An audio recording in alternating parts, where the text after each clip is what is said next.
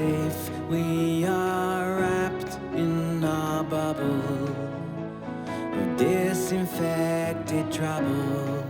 Welcome to the world-famous Abbey Road in northwest London. Here we have Nik Kershaw, who over the last 4 decades has had many a hit single and sold many a million record. We're going to talk today about the recording of your new record, your 9th record.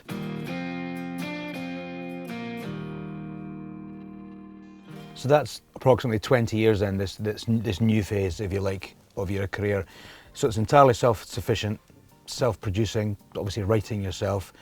It's a purer form of being a creator as well, isn't it?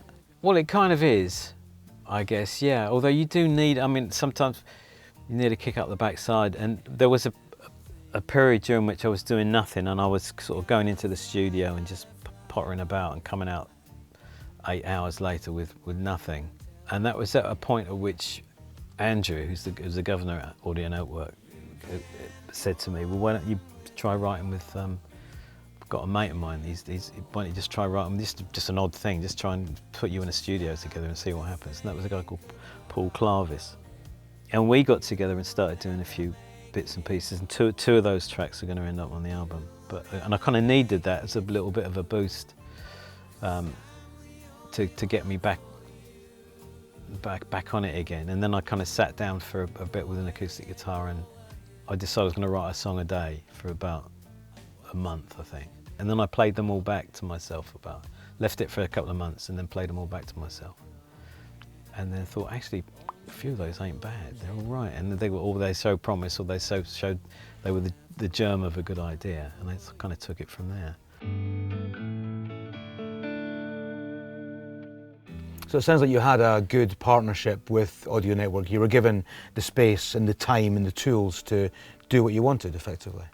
Well, it's kind of weird because I'd done work with Audio Network before. I've known Andrew for years and years and years. But this, for a long time, was just a thing I was doing on my own. And my previous album was released through my own label, and I just figured, well, that's what was going to happen.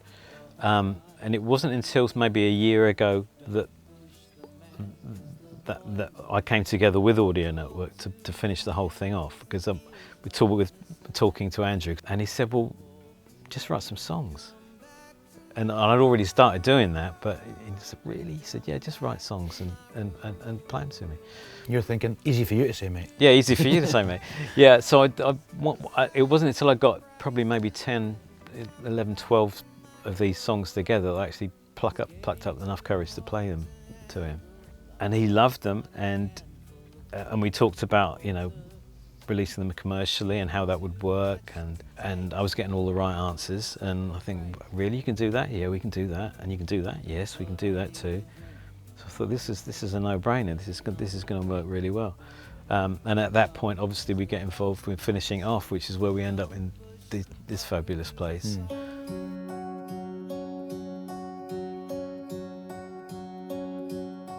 Do you have a title for this album yet, Nik? Well, not officially, no. I mean, the last album was called 8, so I've got a folder on my hard drive that says After 8, but I'm not sure.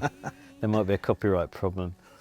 I think it might end up being sort of just a completely erroneous title, because it is just a collection of songs, really. And no one track represents the rest of them. There's no one theme going through it. Dunkirk,